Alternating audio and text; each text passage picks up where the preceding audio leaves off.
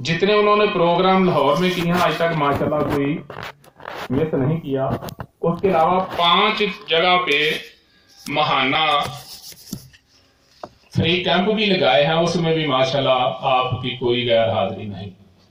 اور آپ ماشاءاللہ نوجوان ہیں، ہوتی ہیں مجبوریاں، لیکن میں نے آج تک ایسا نہیں دیکھا کوئی MBBS کا یا LLB کا کوئی اسٹوڈنٹ ہو، کوئی MA کر رہا ہو، کوئی FSC کر رہا ہو، کہے بھائی میرا ریاضی کا پیپر چھوٹ گیا، میرا انگلش کا چھوٹ گیا. میں نے آج تک نہیں دیکھا الا ماشاءاللہ. آپ کے سامنے ایک بہت آسان چیز جو ہے وہ بتائی جا رہی ہے، تو میرا اشارہ ہے کہ آپ اس کی قدر کریں.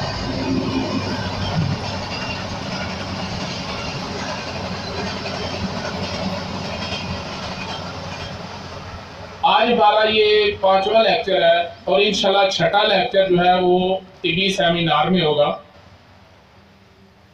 یہ DC کلونی کے بالکل سامنے السیدین میرج ہال میں 22 مارچ بروز اتوار. اور اس کے بعد جو نئے لیکچر شروع ہوں گے اپریل میں طبیہ کالجز کے پیپر، مئی میں رمضان، جون جولائی شدت کی گرمی. بہرحال وہ فیصلہ کرتے ہیں کہ جون جولائی میں کرتے ہیں یا اس کے بعد، پھر انشاءاللہ اتوار کو ہوں گے. اور اس میں جو آدمی شمولیت اختیار کرنا چاہتا ہے اس سے 2000 روپیہ ایڈوانس لیا جائے گا. اس کے بعد اس کی مرضی ہے کہ وہ 6 لیکچر اٹینڈ کرے یا نہ کرے، پھر یہ اس کی مرضی ہے. اور اتوار کو اس لیے رکھا گیا، ہمارے کافی ساتھی جو ہیں وہ سرکاری ملازمین بھی ہیں، ساتھ حکمت کا شوق رکھتے ہیں، تو وہ جمعے کو ان کو جو ہے وہ نہیں آ سکتے تھے. اور دوسرا یہ جو سیمینار ہے اس میں انشاءاللہ تقریباً 300 آدمی کا ہم نے ارینج کیا ہے، اس کو بھرپور طریقے سے. اور اس میں ایک سب سے اہم اور خوشی کے بعد حضرت صابر ملتانی رحمۃ اللہ علیہ نے سوانح حیات میں غالباً ان کے یہ الفاظ درج ہیں کہ طب یونانی ہی طب اسلامی ہے. اگرچہ اس کو صحیح طرح طب اسلامی نہیں کہا جا سکتا، کیونکہ طب اسلامی دراصل اس کے اصول و قوانین جو ہے وہ قرآن و حدیث کے ساتھ ملتے جلتے ہونے چاہیے. اور اس پر آج تک کسی نے توجہ نہیں دی، البتہ آئندہ اس پر کوئی کام ہو سکتا ہے. تو ماشاءاللہ میرے استاد محترم استاد الحکامہ حکیم سید نعمت علی شاہ صاحب نے اس پہ کام کر لیا ہے، اور قانون طب من القرآن ایک کتاب کی صورت میں انشاءاللہ اس کی رونمائی جو ہے وہ 22 مارچ 2020 کو انشاءاللہ 2020 کو انشاءاللہ آپ کے سامنے پیش ہے. اب میں آپ کے سامنے جو پچھلے اسباق ہیں ان کا ایک چھوٹا سا خلاصہ پیش کرتا ہوں تاکہ نئے آنے والے دوست جو ہیں وہ اس سے مستفید ہوں. ابھی میرا اتنا علم تو نہیں ہے، لیکن یہ ضرور ہے کہ مجھے وقت زیادہ ملتا ہے استاد محترم کے پاس گزارنے کا. میں کوشش کروں گا، اگر کہیں کمی کوتاہی رہ جائے تو پلیز معاف کر دینا.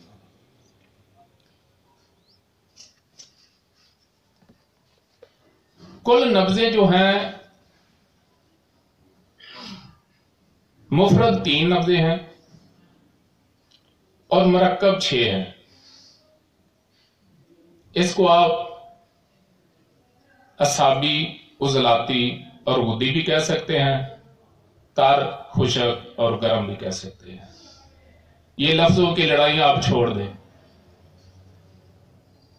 اس کے بعد 2 نبضیں جو ہیں وہ اعصاب کی ہیں، اعصابی غدی اور اعصابی عضلاتی. اسی طرح 2 اعصاب کا تعلق جو ہے وہ دماغ کے ساتھ ہے. اس کے بعد 2 نبضیں دل کی ہیں، عضلاتی اعصابی و عضلاتی غدی. اس کا تعلق غدت اور دل اور عضلات کے ساتھ ہے. اور اس کے بعد غدی عضلاتی اور غدی اعصابی، اس کا تعلق جگر و غدت کے ساتھ ہے. अभी सबसे पहले सेहत की नब्ज की पहचान होगी तो आप इलाज कर सकेंगे। अगर आपके पास सेहत की नब्ज की पहचान नहीं तो आप कामयाब मुआलिज नहीं बन सकते। क्यों? आपके पास एक मियार नहीं है, आपके पास कोई कसवटी नहीं है। आप तो फिर दवाई पे दवाई देते जाएंगे।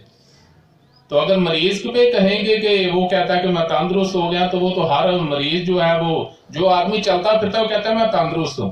जब वो चारपाई पे गिर जाता है ना, फिर वो समझता है कि मैं आपको बीमार हूं, हालांकि वो बहुत पहले से बीमार हो जाता है।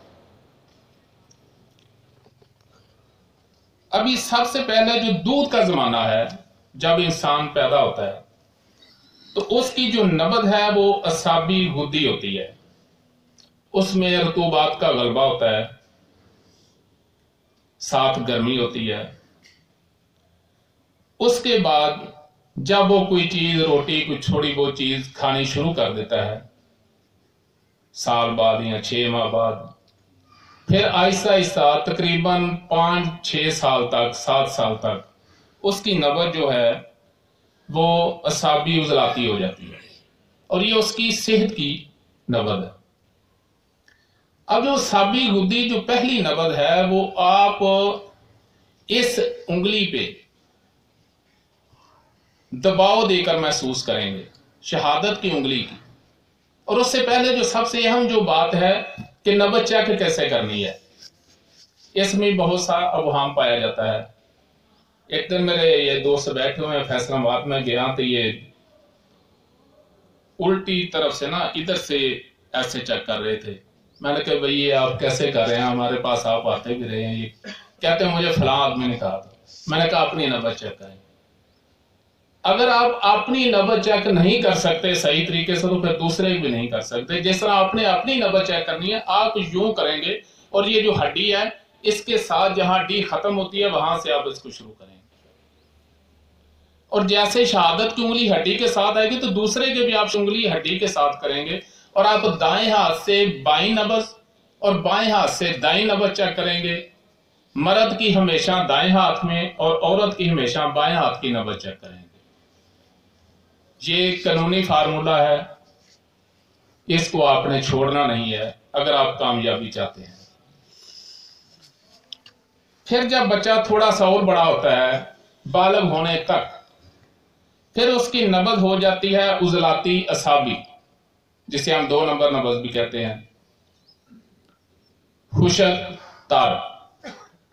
और यहां एक सवाल पैदा होता है, तार खुशक। और इसके साथ जो है वो उसकी जो नब्ज है 2 उंगलियों पे होगी, ये पहली 2 पे, एक उंगली पे तार खुशक, सारी उजलाती साबी, उजलाती साबी। अच्छा, असाबी उजलाती 10 जी वो 10। असाबी गुद्दी जो है वो एक उंगली पे दबाव से, और असाबी उजलाती जो है वो एक उंगली पे बगैर दबाव के होगी। और जो उजलाती असाबी है वो 2 उंगलियों पे हल्का सा दबाव देने से, बगैर दबाव के बल्कि। उसके बाद उजलाती गुद्दी, ये 3 उंगलियों तक, ये नौजवान की है, जहां तक आएगी पहली 3 पे। अगर आपके पास कोई नौजवान आता है, उसकी 3 उंगलियों पे नब्ज है, तो उसकी ठोकर को, उसकी हर चीज को देखें। अगर वो नब्ज बिल्कुल इत्तेदाल पे चल रही है तो आप उसको दवाई की जरूरत नहीं है, और वो बिल्कुल तंदुरुस्त है। उसके बाद नौजवान औरत की होगी गुद्दी उजलाती, ये 4 उंगलियों पे होगी, ये लंबी होगी और थोड़ा सा मामूली सी नीचे होगी, ज्यादा नहीं, यानी ये भी ऊपर ही महसूस होगी। उसके बाद हैजो वलादत, ये नब्ज होगी दरमियान वाली 2 उंगलियों में, इस पे और इसमें, ये उनकी तंदुरुस्ती की नब्जें हैं। अब इसके आगे कि आदमी बीमार क्यों होता है, असबाबे में मर्जा हैं, सोना, उठना, खाना पीना, मौसम, ये सब चीजें जो है इसमें वो शामिल हैं। اب نبض بگڑ کر یا آگے کو جائے گی یا پیچھے کو جائے گی. ایک نوجوان ہے، اس کی عضلاتی گدی نبض ہے، خشک گرم نبض ہے. ابھی اس نے گرم خشک چیزیں کھانی شروع کر دی یا گرم تر چیزیں زیادہ لینی شروع کر دی تو اس کی نبض جو ہے وہ آگے کی طرف چلی جائے گی. ابھی یہاں سوال کوئی کرے گا بھی کہاں تک جائے گی، یہ اس کے خوراک پہ ڈیپینڈ کرتا ہے کہ وہ نبض کہاں تک جائے گی. اسی طرح اگر وہی شخص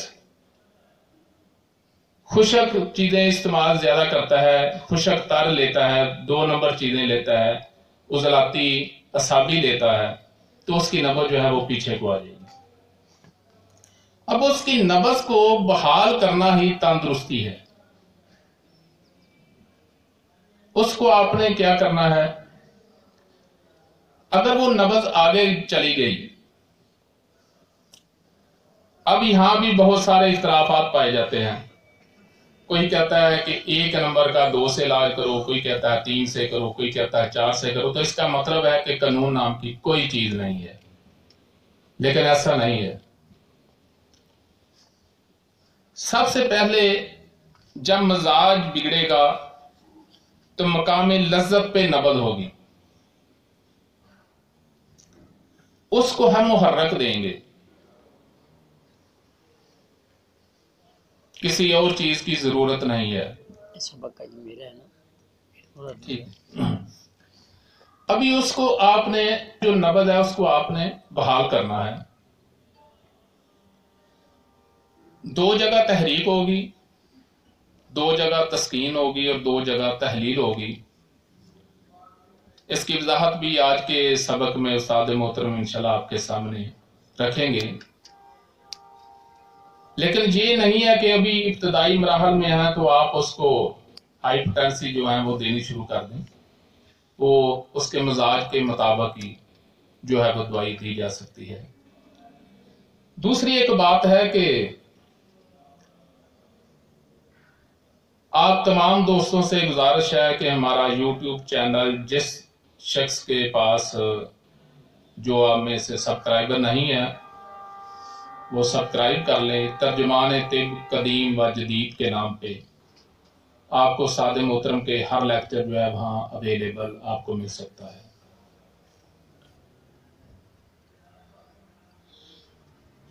اختتام پہ آپ سوال کر سکیں گے انشاءاللہ جو آج کا سبق ہوگا اس پہ.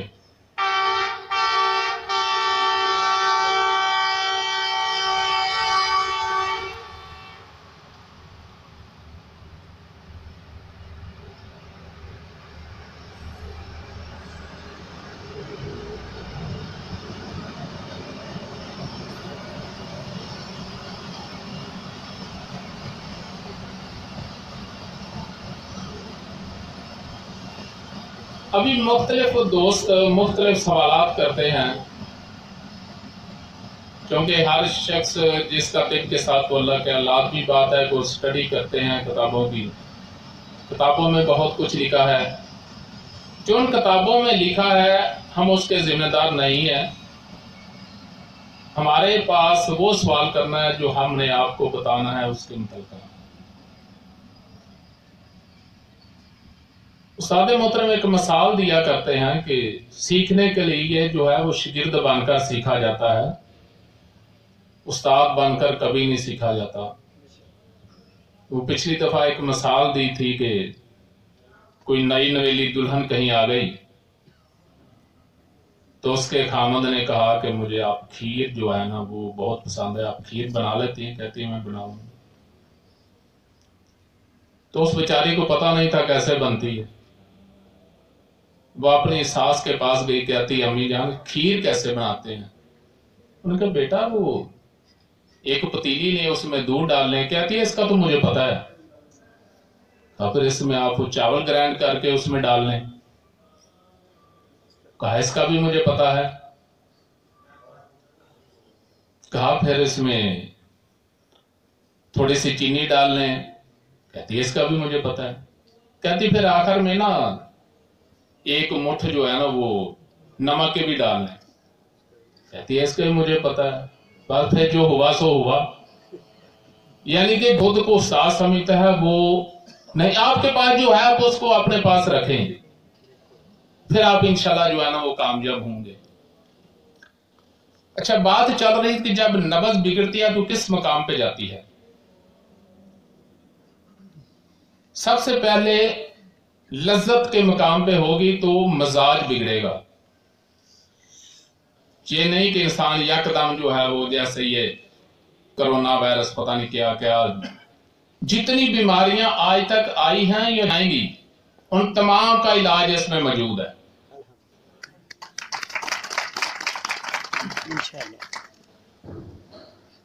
ये एलोपैथी की साजिशें हैं, आए दिन कोई ना कोई वायरस कोई ना कोई चाल जो है वो चल देते हैं। अल्हम्दुलिल्लाह में अभी मैं कल परसों सुन रहा था किसी ने कोई एक मैसेज छोड़ा है कि कौन कौन सी बीमारियों का तिब्बे यूनानी में कामयाब इलाज है। मेरा ये पैगाम है पूरी दुनिया के लिए कि तिब्बे यूनानी में अल्हम्दुलिल्लाह हर बीमारी का मुकम्मल और कामिल इलाज है।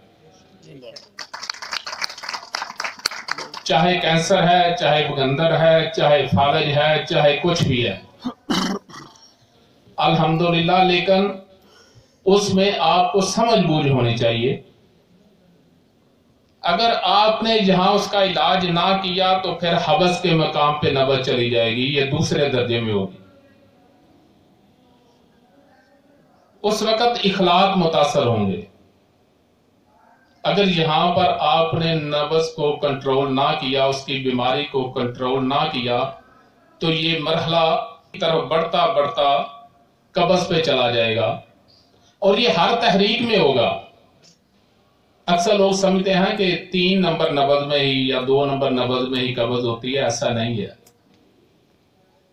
हर बिगड़ी हुई नब्ज के 6 मदारज हैं। लज्जत है, हबस है, कब्ज है, सोदश है, वरम है और एंड पे ज़ोफ है। ये ऐसा नहीं है कि ये किसी एक नब्ज के लिए होगा। जो भी नब्ज आपकी बिगड़ गई आपने उसको देखना है किस दर्जे पे है, उसके मुताबिक आपने इलाज करना है।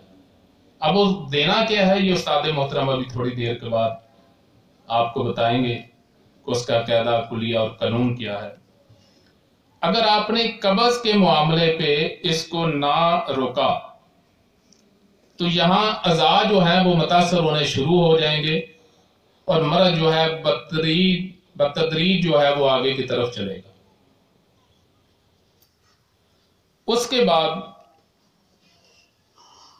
सोदश के मकाम पे चला जाएगा, फिर अरवा मुतासर होना शुरू हो जाएंगे। अगर सोदश पर भी आपने उसको कंट्रोल ना किया तो आगे की तरफ जो है ये बीमारी चली जाएगी और आपके कबा जो है वो मुतासर होने शुरू हो जाएंगे।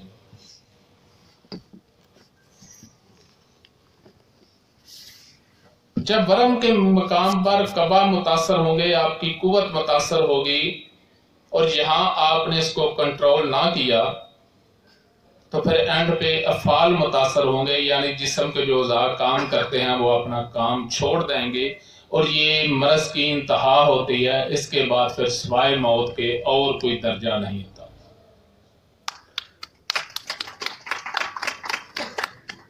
ये 6 नब्ज़ें आपने सेहत वाली जो है उनको याद करना है। और उसके बाद नब्ज बिगड़ने की 2 ही सूरतें हैं, या वो आगे को जाएंगी या वो पीछे को चली जाएगी। आपने उसको इत्दाल पे लाना है। उसके आगे वाली जो 2 मकामी तस्कीन को आपने हमेशा दुआई देनी है। ये नहीं है कि आप कहेंगे अब तो तहलील का नुकसान हो रहा है तो इसको दुआई दें, ऐसा नहीं करना। आपने हमेशा मकाम तस्कीन को, साबर मुतानी रहमतुल्लाह अलैह लिखते हैं कि मकाम तस्कीन को तहरीक देने से तमाम मर्ज जो हैं वो रफा हो जाते हैं। लेकिन उसके दर्जे का आपने ख्याल रखना है, वो किस दर्जे पे है, पहले पे है, दूसरे पे है, तीसरे पे है, चौथे पे है या 5वें पे है या 6ठे पे है। पहले और दूसरे दर्जे पे नब्ज जो है वो उसमें कवीपन होगा। ابھی اس کی ایک ابتدا ہے، ایک انتہا ہے، پہلا اور دوسرا درجہ ہو گیا. تو یہ تحریک کے مرض ہوں گے، جہاں پر تحریک جو ہے متاثر ہوگی، اس میں اکڑاؤ ہوگا، درد ہوگا. تسکین والے مقام پہ اکڑاؤ نہیں ہوتا، نہ درد ہوتا ہے. وہاں خارش ہوتی ہے اور زہر اکٹھے ہو جاتے ہیں. اور تحلیل والا جو ہے وہ لٹک جاتا ہے، فالج ہو جاتا ہے، خدر پن ہو جاتا ہے، پگھل جاتا ہے. جب پہلے اور دوسرے مدارج سے آگے جائے گی تو پھر نبض میں تیزی پن آ جائے گا. اس تیزی پن کی ایک ابتدا ہے، ایک انتہا ہے. اسی طرح اس کے بعد نبض جو ہے وہ ذوق میں چلی جائے گی، اس کی بھی ایک ابتدا ہوگی، ایک انتہا ہوگی. لذت کے مقام پر مزاج متاثر ہوں گے، حبس کے مقام پر اخلاق متاثر ہوں گی. جب قبض کے درجے پر پہنچے گی تو اعضاء متاثر ہوں گے. جب سوزش پر ہوگی تو ارواح متاثر ہوں گے، اور جب ورم پہ ہوں گے تو پھر قبا متاثر ہوں گے، اور جب انتہائی ضعف ہوگا تو پھر افعال متاثر ہوں گے. لذت اور حبس، یہاں تک تحریک کا نقصان ہو رہا ہوتا ہے، تحریک والے عضو کا. اس کے بعد پھر اگر یہاں کنٹرول نہ کیا جائے تو پھر تسکین، اس کی جو انتہا ہے وہ سوزش تک ہے تحریک کی، اور اس کے ساتھ تسکین کا نقصان جو ہونا ہے وہ شروع ہو جاتا ہے. اگر یہاں تسکین والا مقام جو ہے وہ رسنا شروع کر دے تو پھر یہ کینسر کی پوزیشن میں چلا جائے گا. اور اگر یہاں وہ نہ رسے تو پھر بیماری جو ہے وہ آگے کو چلی جائے گی. پھر اس میں قبا متاثر ہوں گے اور افعال متاثر ہوں گے. اس فارمولے کو آپ نے یاد رکھنا ہے. یہ 6 نبض کل امراض، اس میں الحمدللہ پورے سمندر کو بند کیا ہے، لیکن اس کو سمجھنے کے لیے جو ہے وہ استاد کی ضرورت جو ہے وہ ضرور ہے. یہ میرے محترم ملک سکندر بھائی پشاور سے، استاد محترم کو انہوں نے ایک دفعہ فون کیا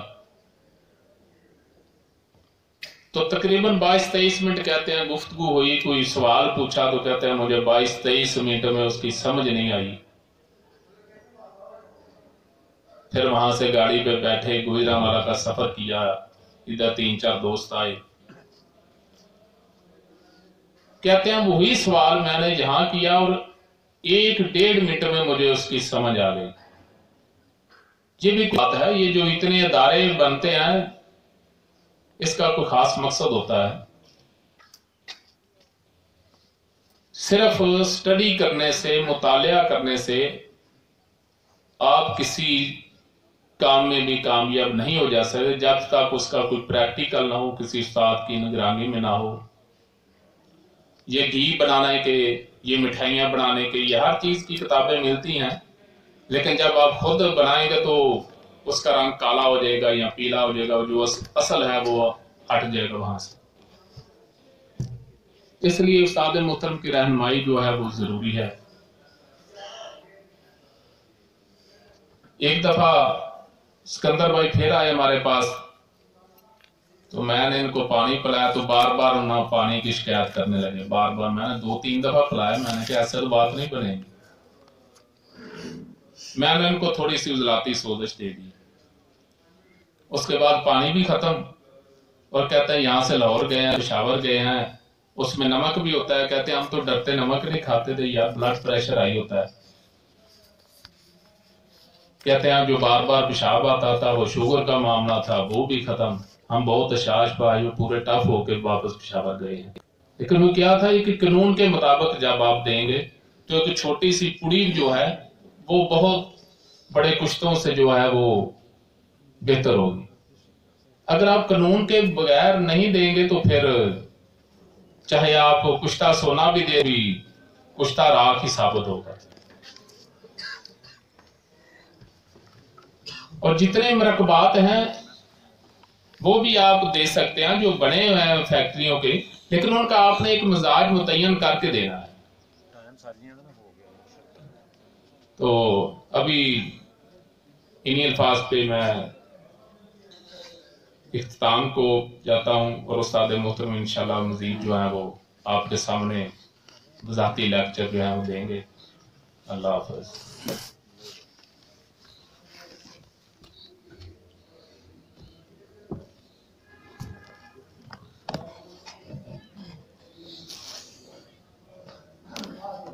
سید عمران ہاشمی صاحب وہ سابقہ لیکچر کا مختصر سا خلاصہ تجزیہ پیش کر رہے تھے.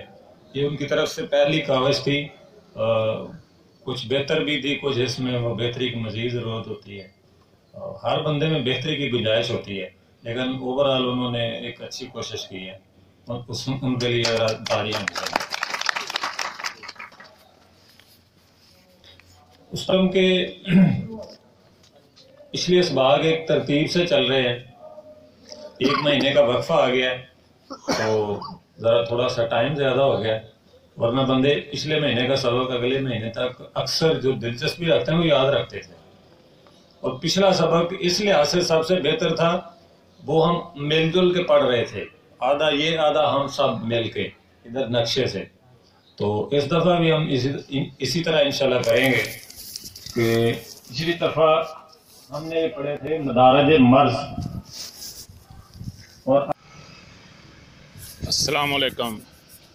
جی، حکامات سے گزارش ہے کہ آپ ہمارا یہ یوٹیوب چینل طب قدیم جدید سنیں، اور اگر آپ کو ہماری ویڈیو اچھی لگے تو آپ اس کو سبسکرائب کریں، لائک کریں، شیئر کریں، اور بیل آئیکن گھنٹی کا بٹن جو ہے اس کو دبائیں، بیل آئیکن کو پریس کریں تاکہ ہماری تمام ویڈیوز آپ تک باقاعدگی سے پہنچتی رہیں.